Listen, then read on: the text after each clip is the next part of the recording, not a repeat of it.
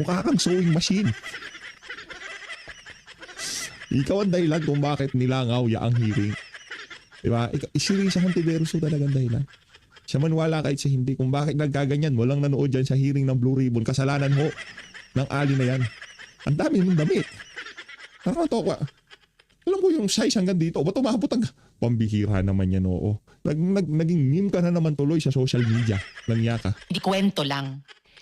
Yan pong gusto sana nating alamin ngayong araw. Pero ang 18 ex-bodyguards, hindi po sumipot ngayon sa Senado. Hindi, nasa Senado sila, madam. Nasa Senado sila, press con nga eh. Kaso ang nakakatakot lang dito malamang sa malamang baka i-contempt sila, pakulong sila. Oportunidad po sana ito para malaman kung ano ba talaga ang totoo. Pero ang resource persons ay wala dito para patotohanan ng kwento nila. Sayang po. I recall a quote which says, "Truth doesn't mind being questioned. A lie does not like being challenged." Ikaw ang kumuha ng pera sa bag ko. Hindi! Bakit naman ako? Ikaw, aminan mo na! Hindi ako yun, siguro ikaw! Tama na yan, wala akong lakad mo. Ikaw Hindi siya yon. Hindi nga, maniwala ba kayo? Ikaw ang buhaya sa ating tatlo. Hindi ako. Ikaw yung buhaya, laging nang loloko. Pareho kayo buhaya. Ako, naagrado dito. Siya yung buhaya. Tignan niyo yung mga buhaya. Dalawa mga buhaya. Wala na to. Lahat tayo buhaya. Sige na pare, paghatian na lang natin yung mga maleta. Oo nga, para wala ng gulo. Hatian na lang. Sige, hatian natin lahat. Fair na yan. Kung ganon, simulan na natin. Walang sisihan. Inday Sara, ilaw ng pag-asa. Pagmamahal mo'y yakap ng bansa. Sa bawat tibok ng pusong Pilipino, may awit ng bukas na di maglalaho. Inday Sara, sama-sama tayong babangon. Sa hirap at tunos may bagong panahon. Pag-ibig at dangal siyang sandigan para sa mahal nating bayan.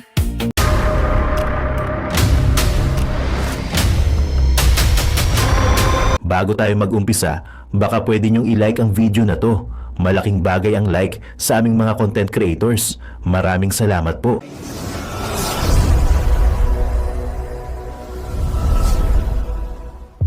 Nako, yari, nakita niyo naman si Hontiveros, virus.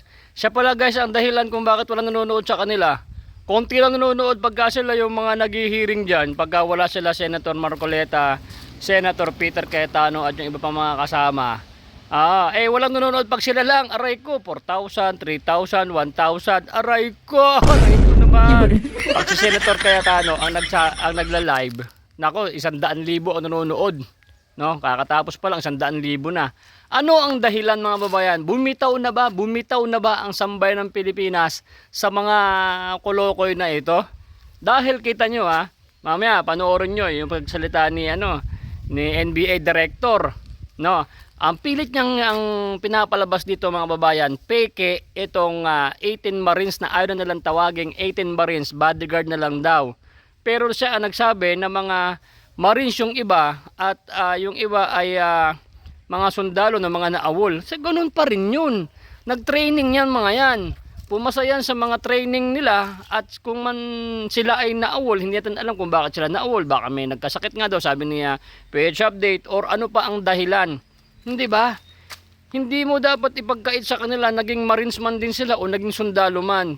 Naawol man sila. Sinasabing ang ex-Marines nga ni, hindi naman sinasabing Hindi ba? Bakit yun ang pinakapunto nila mga kababayan ko, no?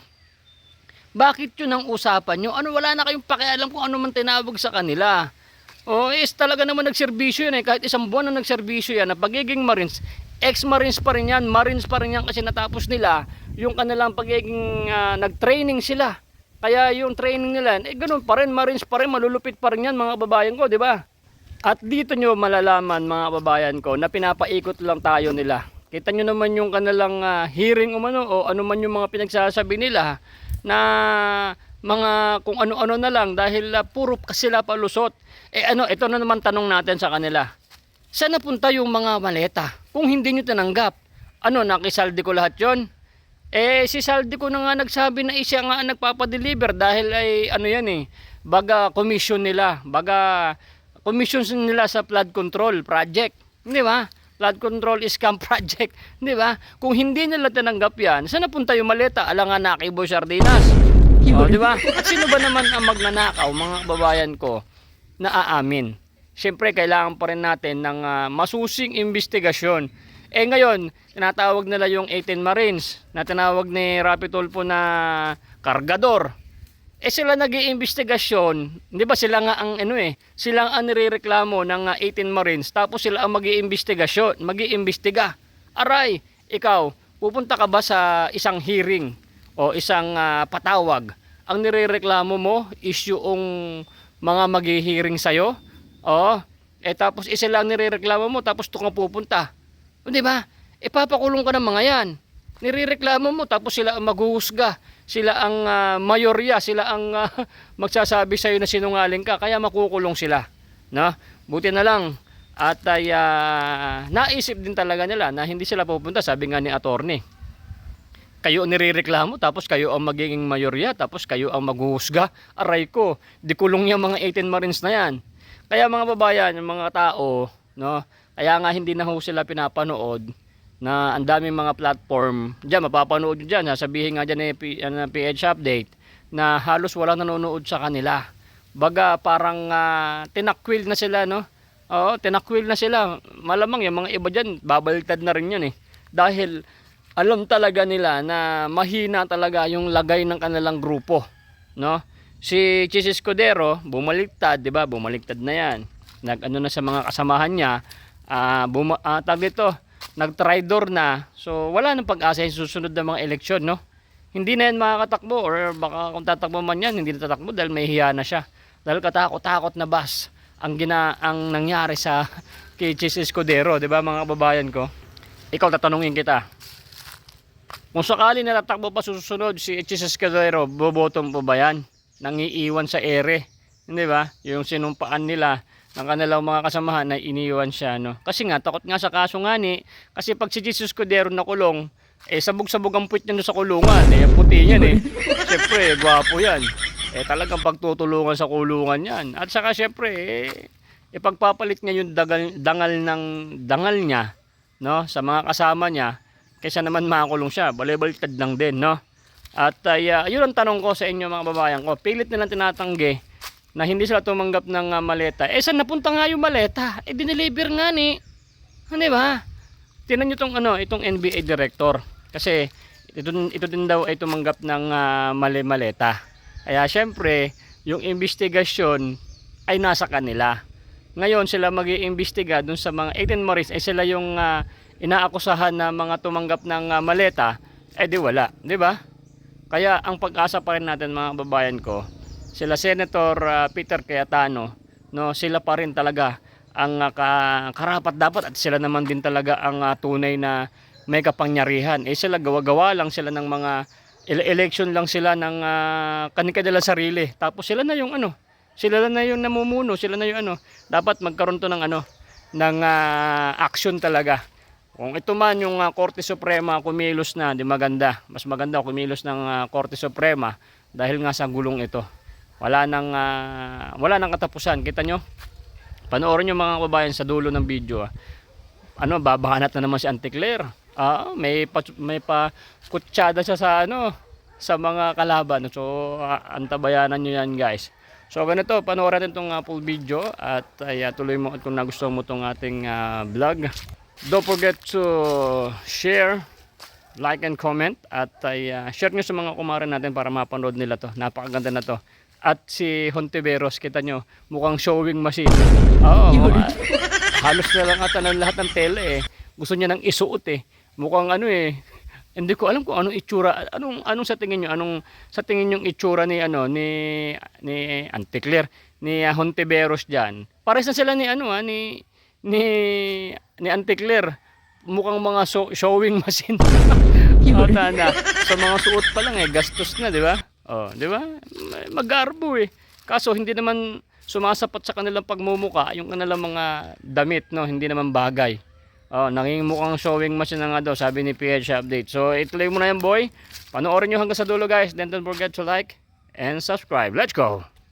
Nako, hayun na nga mga kababayan, nilangaw ho yung consultative meeting ng Blue Ribbon Committee ngayong umaga. Paano ba namang hindi lalangawin? Ito kasing si Sen Risa, naging senador at nagtrabaho na siya sa PhilHealth at lahat-lahat. Ganyan pa rin ho siya mamorma.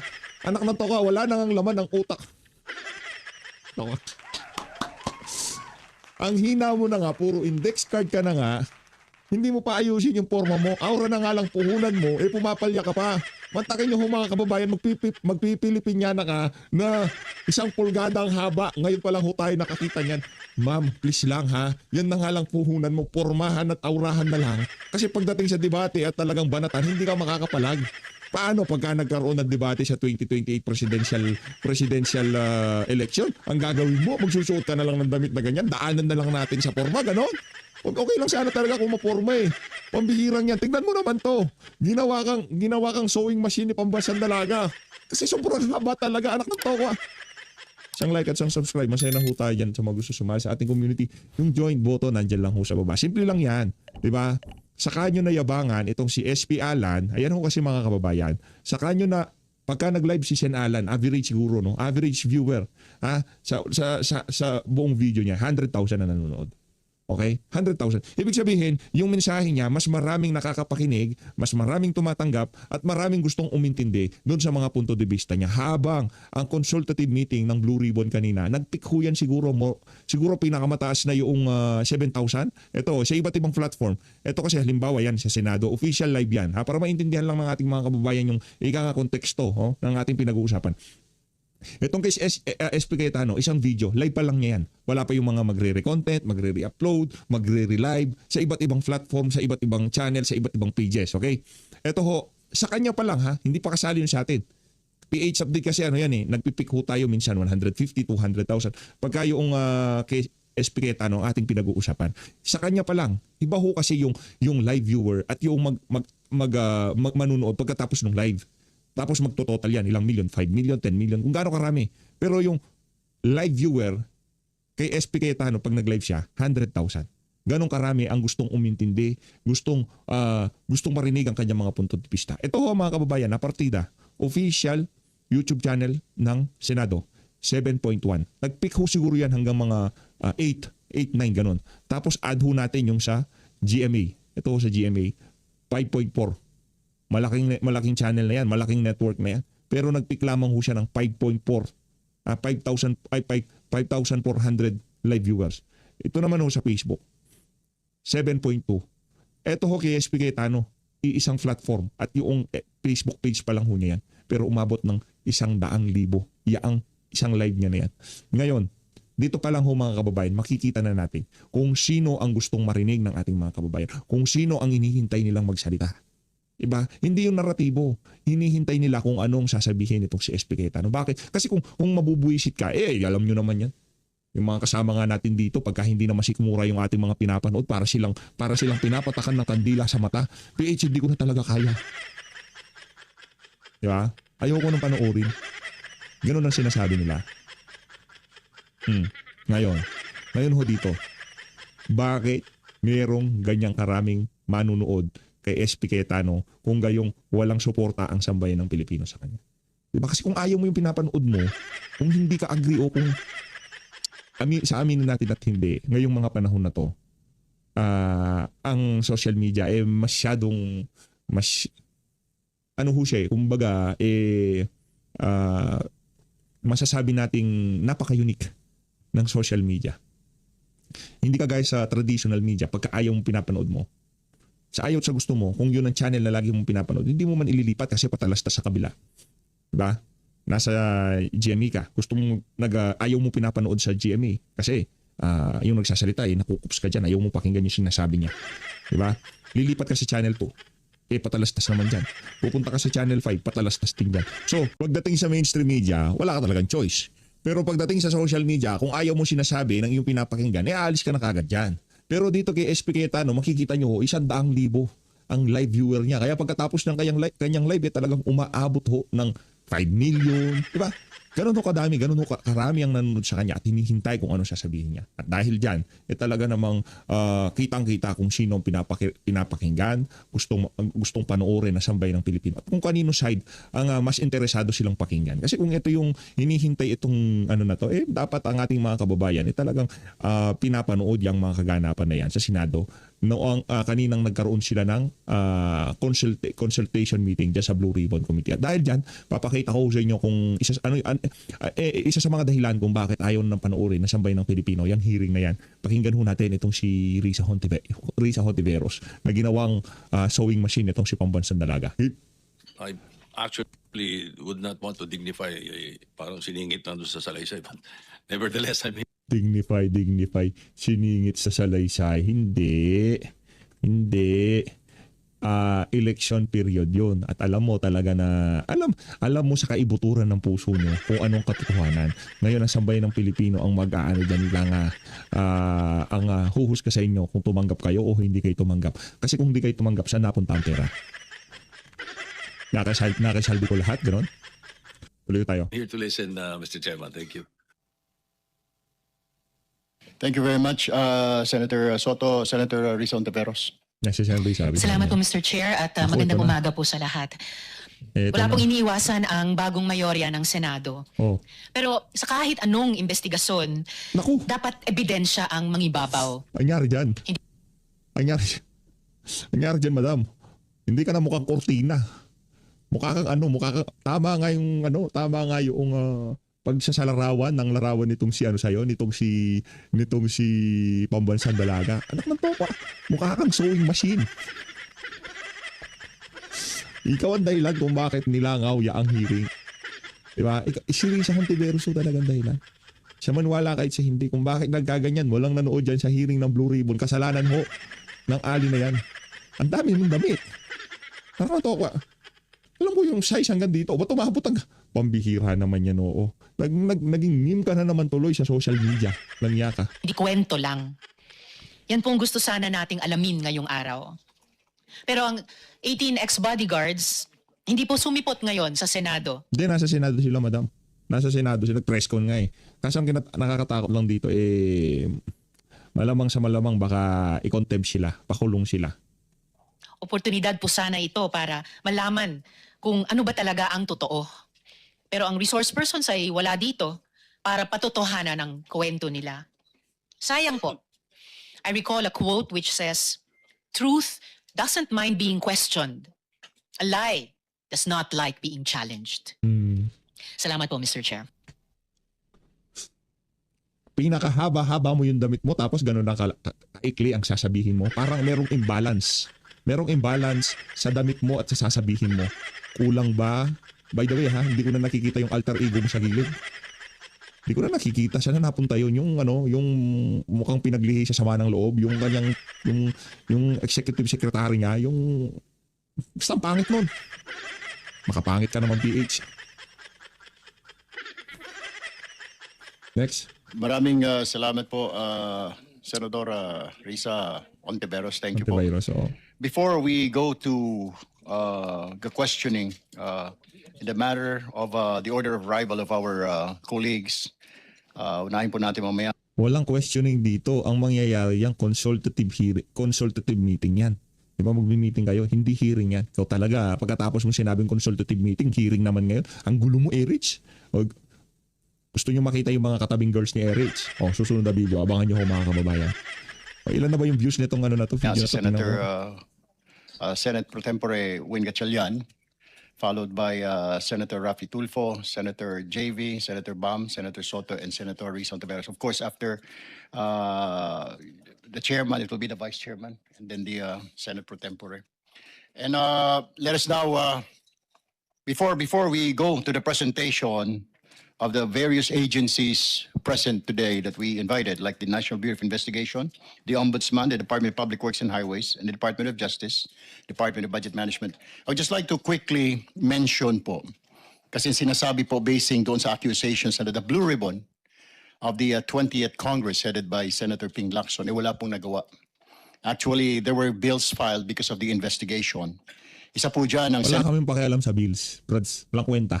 Bakit? Walang kwenta yung bills. Bakit? Kahit isang damukal pa bills yan, kung hindi mapapanagot yung mga mastermind, hindi magkakaroon ng hustisya ang sambayanan. Kaya ang gusto nating mangyari, di ba? Maliban sa mga bills, alamin natin kung sino nga ba yung mga mastermind.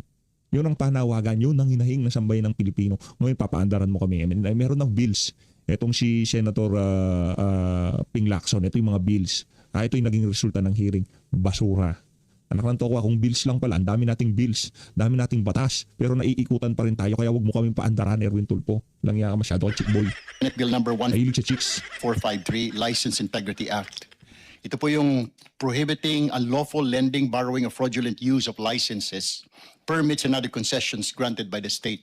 Yung pagpapahiram po ng mga lisensya ng mga kontraktor. Dahil po, nabulgar po dito po sa Blue Ribbon hearing. Isa pa po ang Senate Bill number 1373, Contractors License Law. Nasaktan, no? Nasaktan ho talaga sila doon kay Senator. Nasaktan ho sila doon sa mga nagsasabi na walang nangyari doon sa hearing. Kaya bago pa magsalita yung mga agencies, didepensahan na nitong si Vice Chairperson Erwin Tulfo. Hindi, Vice Chairperson siya ni Ping. Nagdrama si Ping eh. Ayoko na. Resign na ako sa Blue Ribbon. Pinatagal nila ilang buwan, walang hearing. Sige, ako na ulit. Nung tinatanong, kailan mag-hearing? Hindi, perma muna. Pero merong bill. Ayaw pa na to. Ito po yung bill Saka restructuring, sintusin to. strengthening the Philippine Contractors Accreditation Board, introduces stricter qualifications and term of office for its members. Ang ibig po sabihin, hindi na po, pag ikaw ay member ng PICAB, hindi ka po pwedeng mangontrata sa gobyerno.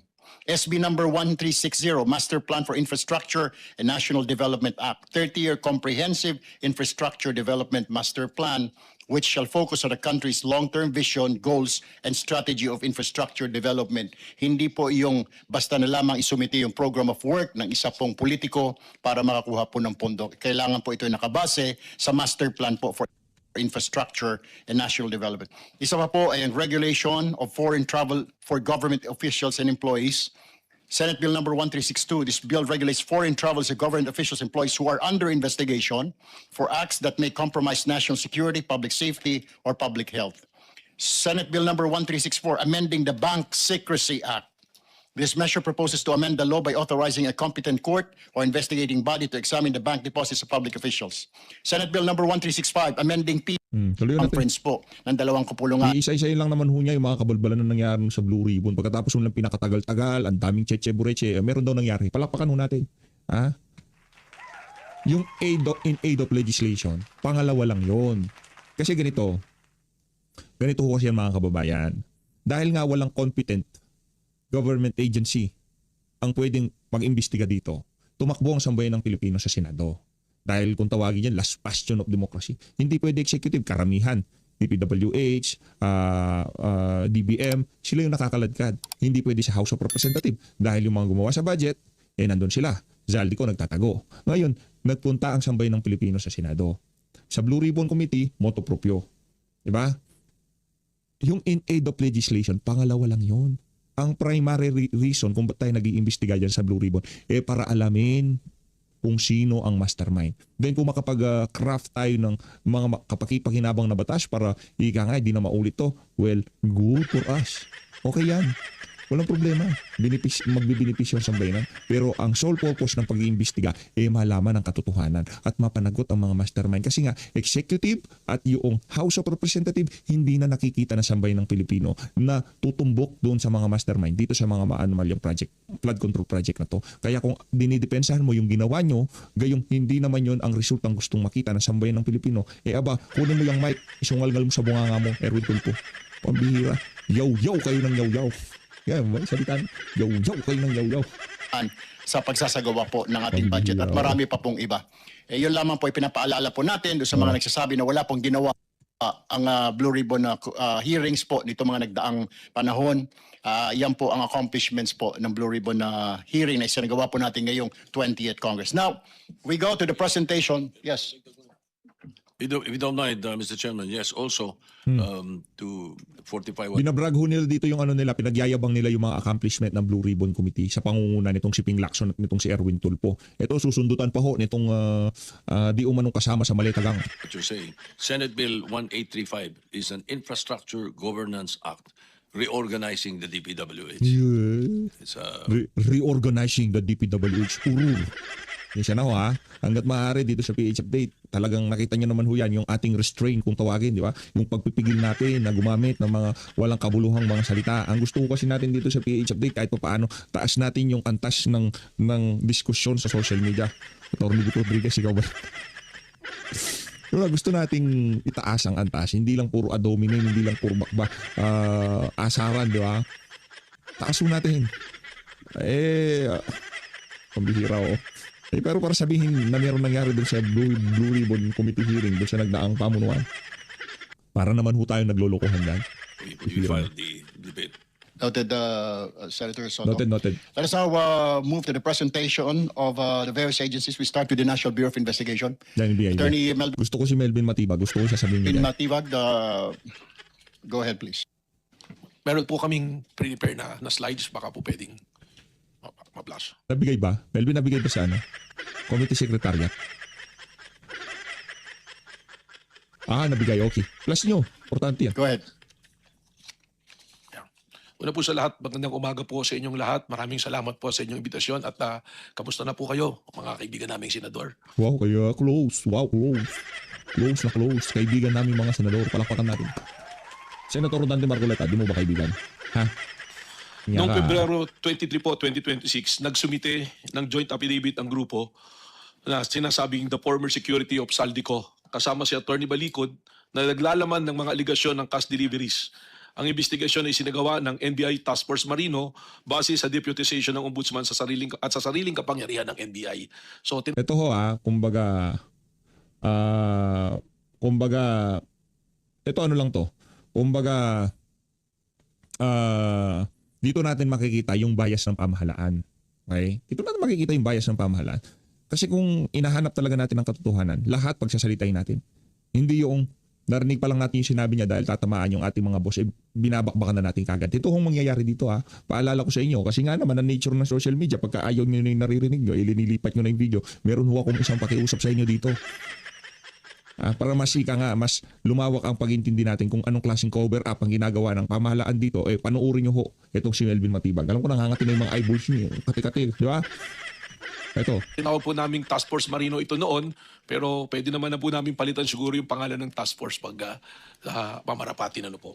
Yes, please do that kasi po insulto po sa institusyon sa Philippine Marine Corps at sa Armed Forces of the Philippines dahil ito pong mga ito ay karamihan po sa kanila tulad po na nasabi ni Senator Raffy, ito po yung mga nag-awol, may kaso po, dishonorable discharge at sinabi na rin po ng AFP na maaari huwag pong gamitin na sila po ay 18 Marines dahil hindi po sila lahat Marines at ang iba may mga kaso. Maraming salamat po, Attorney. Hindi mga may kaso.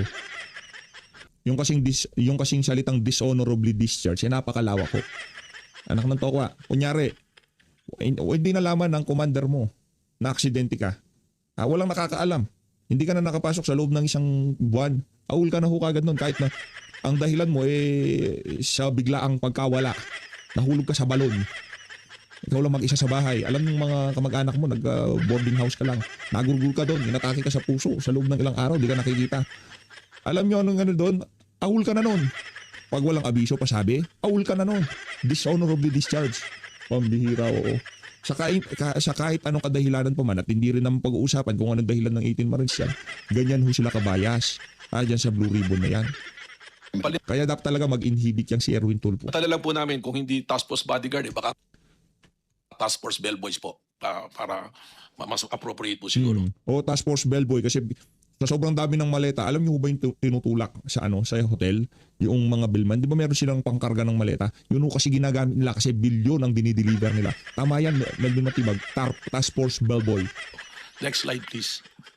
Ang ating tatalakayin ngayon ay ang ebidensyang halaga ng affidavit ng tinaguriang 18 bodyguards.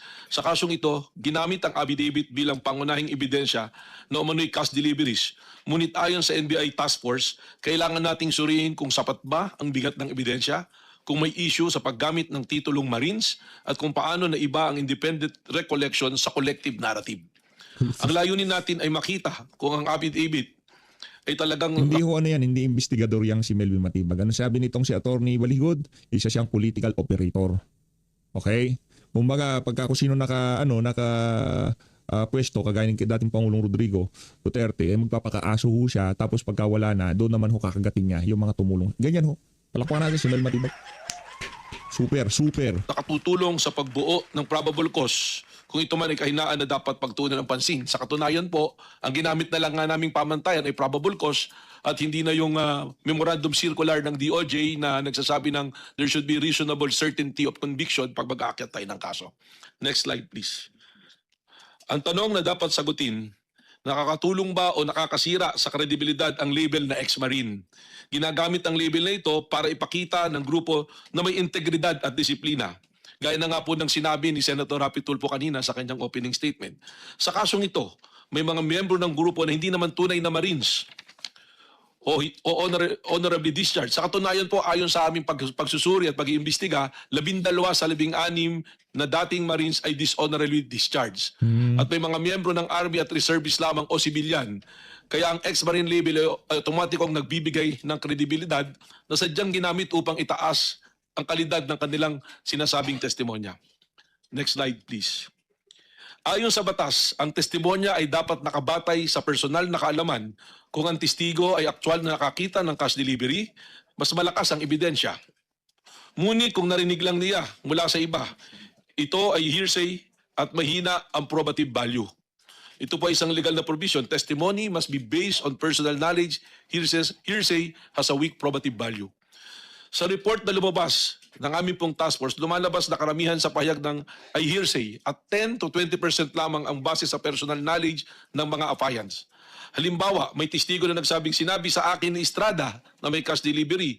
Hindi ako mismo ang nakakita at hindi rin po nakita kung ano ang laman ng mga maleta. Base lamang sa sinasabi ng kanilang mga kasama o kung ano ang itinext sa kanilang group chat. Next slide please. Sabi Dahil nga ho sa kaganapan sa General Santos ngayon, putulin ko ho muna tong si Melvin Matibag. Makibalita ho muna tayo sa Malacanang kung anong ginagawang hakbang ng pamahalaan para matulungan yung mga kababayan nating nagdadaan sa napakatinding trahedya ngayong mga panahon na to. Pakinggan ho natin itong mga kababayan. Na po akong tumanggap ng inyong mga katanungan. Auntie Claire. Unang tanong mula kay Siguro si Risa Hontiveros at itong si Auntie Claire, isa yung fashion designer nila. Clisel Pardilla, PTV. Good morning po, Yusek. Yusek, how sufficient is the government's funds, particularly itong Quick Response Fund for Disaster Response and Rehabilitation, and how prepared din po itong QRF natin for the potential impacts of upcoming rainy season? Nag-utos na po ang Pangulo at kailangan tumugon po lahat ang ahensyang involved dito at concerned agencies. At alam po natin na ang pondo po sa ngayon ay sapat pa para sa pagsasagawa po ng pagligtas at pag-rescue at para po maibsan ang impact ng nangyaring sakuna nitong araw na to. Sunod na tanong mula kay Ivy Reyes, Billionaire News. Good morning, Alin ang mas mahalaga, yung hearing sa Senado o yung lindol sa Mindanao?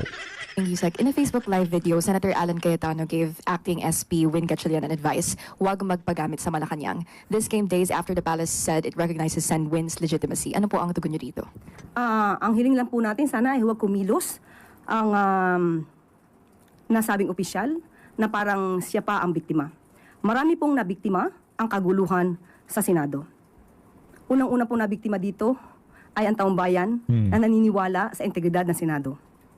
Ang kaguluhan pong ito ay naganap sa pamumuno ni dating Senate President Alan Cayetano. Di dati, anong kawawa ho yung mga bata, ibang klase, lakas ho ng lindol. Kaya kailangan siguro yung mga yung mga otoridad, naku po, nagiba yung kawawa ho tayo. Ganito na estado ng bansa natin tapos meron pa mga ganitong klaseng trahedya. Pinapanood ko sa video hindi ko na ipa-flash kasi hindi ko naka-blur yung mga mukha ng mga bata.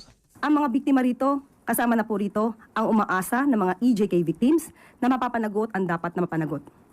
Masasabi ring biktima rito ang dating Pangulong Duterte dahil ipinakita na matataas na opisyal pa ang nagkakanlong at nagpapalabas o nagpapatakas sa isang tinatawag na co-perpetrator ng crimes against humanity.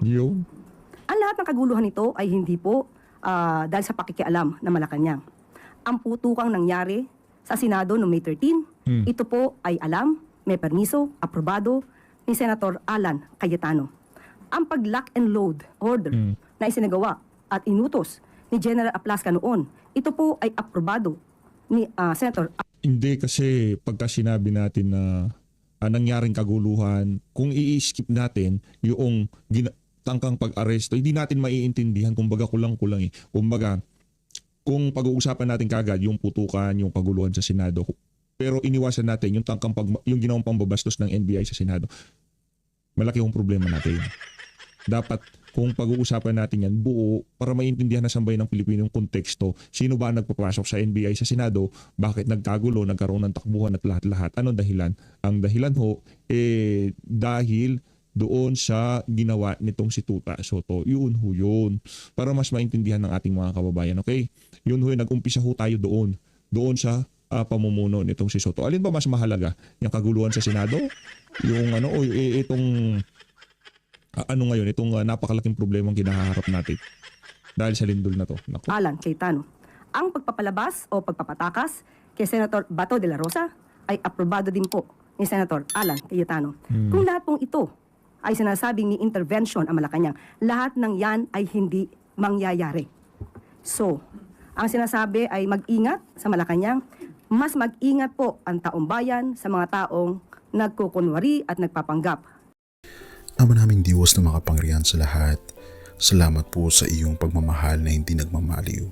Sa gitna ng kaguluhan sa aming bansa, turuan niyo po kaming magtiwala sa iyong hustisya at hindi sa hustisya ng tao. Linisin niyo po ang aming mga puso at ituro niyo po ang tamang daan ng katotohanan at pag-ibig.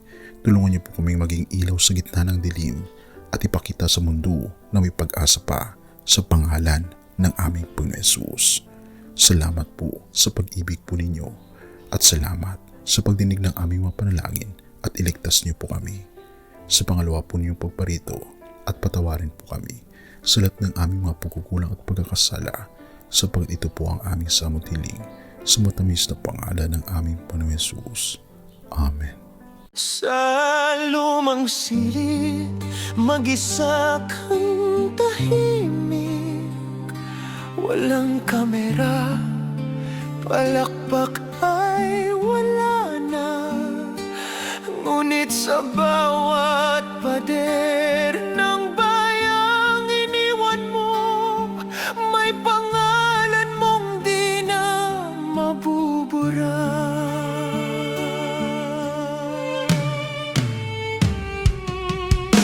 Minsan kang naging balikat ng mahihina, kalaban ng takot, kakampi ng masa.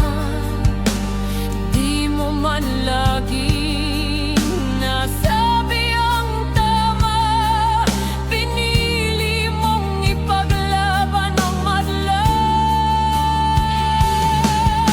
Hindi ka saktan gaya naming lahat, pero tumindi ka nang walang pag-atras.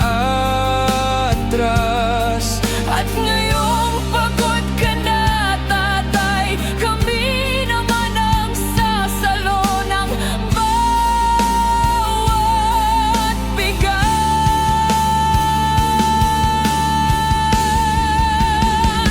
Hanggang sa dulo, ikaw ay mahal. Kahit papagod na ang iyong katawan, tatay, salamat sa iyong paglaban. Ngayon, kami naman hanggang sa dulo. Di ka namin iiwan. Ang kwento mo'y dala ng bayan.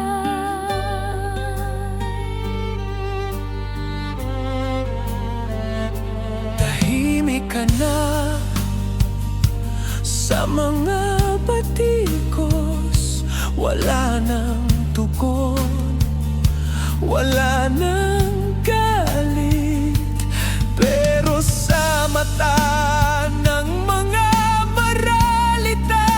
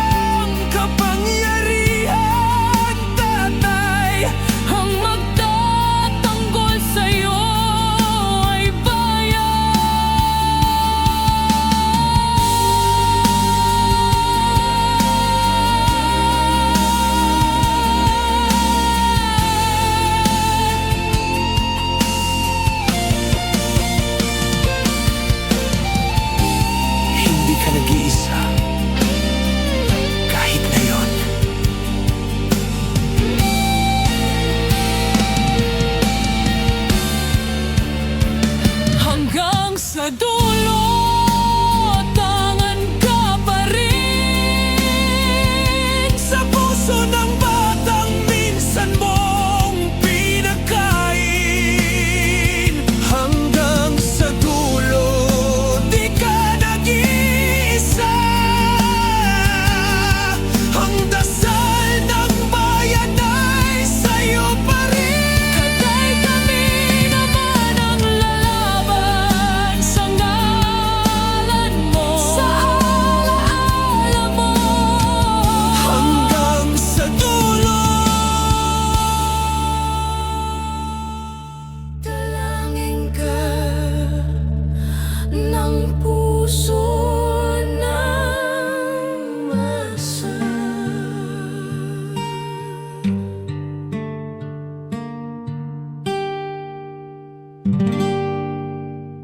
At yun na nga mga kababayan, ano na ang masasabi mo?